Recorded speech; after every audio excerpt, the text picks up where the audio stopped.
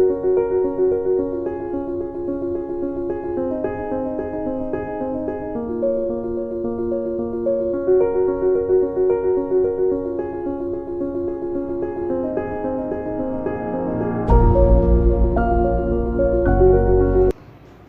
Student. आज हम आपको संस्कृत में द्वितीय पाठा पढ़ाने जा रहे हैं। यह चैप्टर आपका पीरियोडिक 1 पेन पेपर से रिलेटेड है। ओके, पाठ 2 शब्द परिचय। यह क्या है, ब्रैकेट में देखिएगा, संज्ञा। संज्ञा की परिभाषा क्या है, हिंदी में देखिए लिखा हुआ है, किसी भी व्यक्ति, वस्तु, स्थान के नाम को संज्ञा कहते हैं। इन संज्ञा शब्दों को संस्कृत भाषा में 3 लिंगों और 3 वचनों में विभक्त किया गया है। विभक्त का अर्थ होता है बांटा गया है। देखिएगा सभी बच्चों, आप लोग कि हिंदी भाषा में लिंग के 2 भेद होते हैं, सभी जानते होंगे, स्त्रीलिंग और पुल्लिंग, ठीक है, या पुल्लिंग या स्त्रीलिंग। ओके, लेकिन संस्कृत भाषा में लिंग कितने प्रकार के होते हैं? 3 प्रकार के होते हैं। हिंदी में 2 प्रकार के होते हैं और संस्कृत में 3 प्रकार के होते हैं। ओके, पहला है पुल्लिंग, दूसरा है स्त्रीलिंग और तीसरा है नपुंसक लिंग। ओके, देखिएगा पिक्चर में दर्शाया जा रहा है लिंग। पुल्लिंग में एक बालक है, ठीक है, जो पुल्लिंग शब्द लिखा हुआ है। फिर स्त्रीलिंग में एक लड़की बनी हुई है जो स्त्री मतलब लड़की का जात का ज्ञान करा रही है। नपुंसक लिंग जो एक पौधा है, बनाता है यार, पेड़, ठीक है। अब देखिएगा इसमें क्या लिखा हुआ है, पुरुष जाति का ज्ञान कराने वाले वाक्य को या शब्द को हम क्या कहते हैं? पुल्लिंग। ओके, स्त्री जाति का ज्ञान कराने वाले को स्त्रीलिंग कहते हैं। फिर न पुरुष जाति का और न ही स्त्री जाति का ज्ञान कराता है, वह क्या है? नपुंसक लिंग। ठीक है, ध्यान रखिएगा बच्चों, जो नपुंसक लिंग का ज्ञान करा रहा है इसमें यह बता रहा है कि न तो ये स्त्रीलिंग का ज्ञान करा रहा है, न तो पुल्लिंग का, इसलिए ये नपुंसक लिंग का ज्ञान हो रहा है इसमें। ओके, नेक्स्ट देखिएगा एक वचन। एक वचन में एक संख्या का ज्ञान होता है। परिभाषा आपसे पूछा जा सकता है कि संस्कृत में एक वचन की परिभाषा बताइए, तो सीधे आप आंसर क्या लिखेंगे? एक वचन में एक संख्या का ज्ञान कराता है, जो शब्दों के माध्यम से आप कर सकते हैं। ओके, जैसे देखिएगा, यथा वानरा, वानरा का एक बंदर, ठीक है। अगर वानरा में रा की आ की मात्रा लगा होता तो बहुत ज़्यादा का ज्ञान कराता, क्यों? क्योंकि बहुवचन हो जाता। लेकिन अब ध्यान दीजिएगा, इसमें से वानरः, रा के बाद क्या लग गया? विसर्ग, ठीक है, जो एक वचन का ज्ञान करा रहा है। ओके, देखिएगा अब इसी तरह से बालकः, एक बालक, वृक्षा, एक पेड़, मूषकः, एक चूहा। अब द्विवचन में देखिएगा, सीधे सीधे आप ध्यान रखिएगा कि इसकी परिभाषा भी पूछी जा सकती है कि द्विवचन की परिभाषा बताइए, ठीक है, संज्ञा में। ओके, तो यहाँ पे परिभाषा है, जिस शब्द से किसी वस्तु की 2 संख्याओं का बोध होता है, 2 संख्या का ज्ञान होता है, 2 चीज़ों का ज्ञान होता है, 2 वस्तु, 2 व्यक्ति इत्यादि का ज्ञान हो, तो वो क्या कहलाएगा? द्विवचन। जैसे कि देखिएगा, सिंहौ, औ की मात्रा जहाँ पे भी शब्द के बाद लग जाए उससे आप क्लियर हो जाइए कि यह द्विवचन शब्द का ज्ञान करा रहा है। ओके, सिंहो, सिंहो मीन्स 2 शेर, ग्रंथौ 2 ग्रंथ, पुरुषौ 2 पुरुष, चित्रकौ 2 चीते। ओके, अब देखिएगा बहुवचन में, जहाँ पे देखिएगा हमने आपको पहले भी बताया था कि बहुवचन जिस शब्द से किसी वस्तु की 2 से अधिक, मतलब 1 से 2 से भी ज़्यादा से ज़्यादा चीज़ों का ज्ञान कराता है, तो उसे हम संख्याओं का ज्ञान कराता है, तो उसे हम क्या कहते हैं? बहुवचन। ओके, देखिएगा एग्जाम्पल दिया है, बालकः, ठीक है, बालकाः, जो विसर्ग लगा है और आ की मात्रा भी लगा है, आ की मात्रा लगने के बाद विसर्ग लगा है। ध्यान रखिएगा कि यह बहुवचन शब्द का ज्ञान करा रहा है। घटाः, गजाः, वानराः, ठीक। बालका में देखिएगा बहुत सारे बालक, घटा का बहुत सारे घड़े, गजा का बहुत सारे हाथी, वानरा बहुत सारे बंदर। अकारांत पुल्लिंग शब्द, ध्यान दीजिएगा इसकी परिभाषा क्या है, जो शब्द पुरुष जाति का बोध कराते हैं उन्हें हम पुल्लिंग कहते हैं, जिसमें लिखा है अकारांत पुल्लिंग शब्द।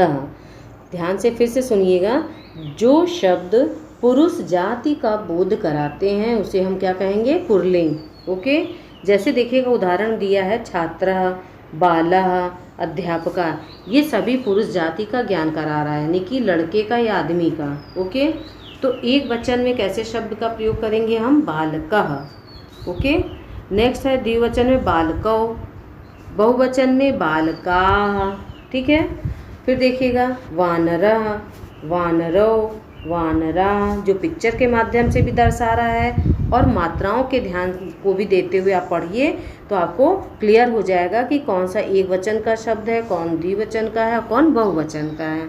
ओके, फिर देखिएगा चस्का, चस्कौ, चस्का।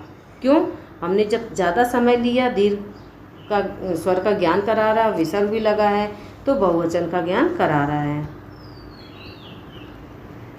बालकः पठति, पेज नंबर आप देखिएगा 15 पेज पर, जहाँ पे दिखा रहा है अकारांत पुल्लिंग शब्द एक वचन, जो वाक्य के रूप में है, इसको आपको हिंदी में अनुवाद करना है। बालकः पठति, बालक पढ़ता है। शिष्या पठति, शिष्य पढ़ता है। छात्रा पठति, छात्र पढ़ता है। बाला नमति, बालक नमस्कार करता है। नरा नमति, आदमी नमस्कार करता है।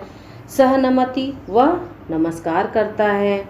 फिर देखिएगा वानरा खादति, बंदर खाता है। सह खादति, वह खाता है। खगः खादति, पक्षी खाता है। अश्वा धावति, घोड़ा दौड़ता है। मृगा धावति, हिरन दौड़ता है। सिंहा धावति, सिंह दौड़ता है। ओके, अब देखिएगा कुछ अन्य पुल्लिंग शब्द आपके सामने बुक में दिया हुआ है, जैसे कि वृषभः। ठीक है, क्या लिखा है, वृषभः, बैल। काकः, कौवा। मृगा, हिरण। कुक्कुटः, मुर्गा। गजा, हाथी। उल्लूका, उल्लू। दीपा, दिया। कृषकः, किसान। गोलदीपा, बल्ब। पिज्जरा, पिंजरा। कंसः, कटोरा। पर्वतः, पर्वत। बच्चों ये ध्यान रखिएगा, जो पुल्लिंग शब्द लिखे हुए हैं आपके एग्ज़ाम में आ सकते हैं कि इन शब्दों का अर्थ स्पष्ट कीजिए या अर्थ बताइए। तो आपको ये याद करना पड़ेगा, जो आपका ध्यान करा रहा है अकारांत पुल्लिंग शब्दों का ज्ञान करा रहा है। ओके, ठीक है। खगा, खगा का अर्थ होता है पक्षी। व्याघ्र, बाघ। सुका, तोता। सस्का, खरगोशः। कपोता, कबूतर। वृक्ष, पेड़। रजका, धोबी। घटा, घड़ा। दंडदीपा, ट्यूबलाइट। दर्पणा, दर्पण। दंड, डंडा। सुधाखंड, चौक। सुनकः, कुत्ता। वका, बगुला। बिडाला, बिलाव। कोकिला, कोयल। सिंह, शेर। खड़क, खड़कः, तलवारा। मेघा, मेघ। स्यूतः, थैला। Pizza, switch. चित्रका, चीता। मीना, मछली। मयूरा, मोर। पेज नंबर 16 पर ध्यान दीजिएगा सभी बच्चे, जिसमें अभ्यास कार्यम लिखा हुआ है, जिसमें दिया है नीचे दिए गए चित्रों को देखकर उनके लिए रिक्त स्थान में संस्कृत शब्द लिखिए। जैसे देखिएगा कबूतर एक वृक्ष है जिसपे सारी चीज़ों का ज्ञान कराया गया। ब्लॉक में कबूतर बैठा है जिसको हम क्या कहेंगे संस्कृत में, कपोतः। ठीक है। डाल पे देखिएगा एक बालक बैठा है जिसे हम कहेंगे बालकः। ठीक है। फिर देखिएगा काकः, खगः, कृषकः, मयूरौ। फिर देखिएगा सस्कः, अश्वौ, कुक्कुटः, शुनकः, सिंहः। इस तरह से इन शब्दों को आप इस ब्लॉक में फिल करेंगे। ओके। नेक्स्ट एक्सरसाइज देखिएगा, दूसरा है, यहाँ पे दिया है रिक्त स्थानों की पूर्ति कीजिए। जो आपको एक वचन, द्विवचन, बहुवचन में एक तरह से रूप का निर्माण करना है। ठीक है। बालकः, बालकौ, जो द्विवचन का ज्ञान करा रहा है। बहुवचन देखिएगा बालका। ठीक है। गायका, गायको, गायकाः। वृक्ष, वृक्षो, वृक्षाः। ठीक है। नेक्स्ट देखिएगा मृगा, मृगो, मृगाः। फिर है कपोतः, कपोतौ, कपोताः। ओके। तीसरा एक्सरसाइज देखिएगा जिसमें एक वचन में रूप लिखना है। जो आपके शब्द लिखे हैं वो क्या है, आपके बहुवचन का रूप का ज्ञान करा रहा है, लेकिन आपसे उत्तर मांगा जा रहा है कि आप एक वचन में लिखिए।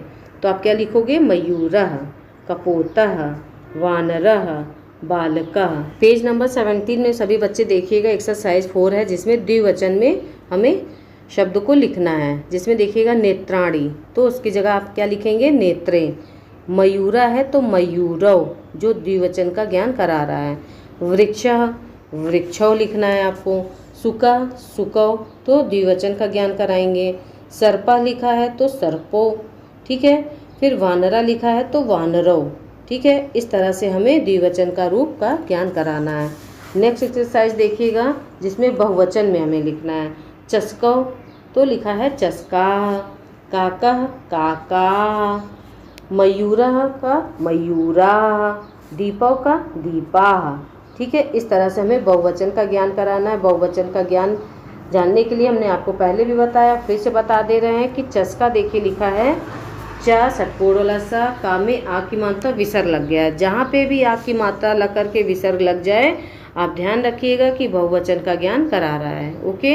एक्सरसाइज 6 में आइए जिसमें लिखा है शब्दों के अर्थ से मिलान करिए।